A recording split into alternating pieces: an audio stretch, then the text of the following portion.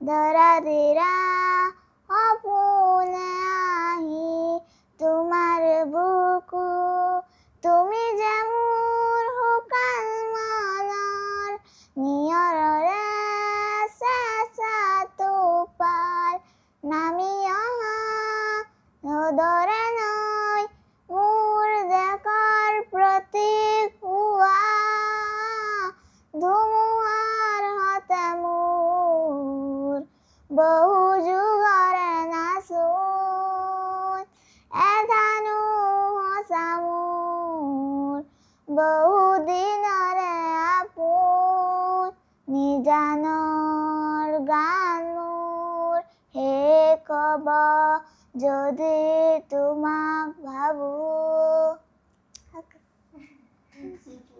নমস্কাৰ, মোৰ নাম মিছ শাইস্তা বেগম। নমস্কাৰ, মোৰ নাম মিছ ৰাহেনা বেগম আৰু মোৰ ছোৱালীজনীৰ নাম শাইস্তা বেগম। তাইৰ থেলাছেমিয়া হৈছিলে, ধৰা পৰিছে আপোনাৰ 2023 চনত আৰু 2024 চনত তাইৰ ট্ৰিটমেণ্ট আৰম্ভ হৈছে বেংগলোৰ নাৰায়ণা হেল্থ চিটিত। আৰু ডাঙৰ ছোৱালীজনীৰ লগত আমাৰ যোৰহাট মেডিকেল কলেজত মেচিং টেষ্ট কৰিছিলে। তো তাতে ধৰা মেচিং হৈছে ডাঙৰ ছোৱালীজনীৰ লগত। তো এতিয়া তাইৰ বন মেৰু ট্ৰান্সপ্লাণ্ট কৰা হৈ গৈছে।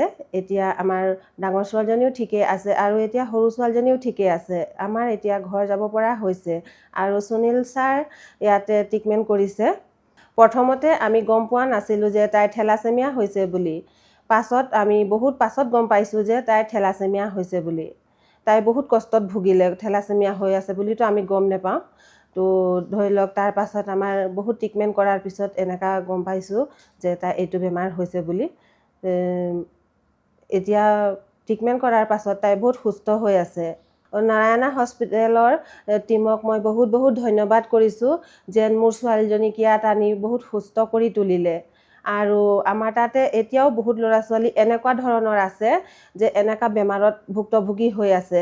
সেইসকল ল'ৰা ছোৱালীকো যাতে ইয়ালৈ আনি তেওঁলোকৰ বেমাৰটো ভাল হ'ব লাগে।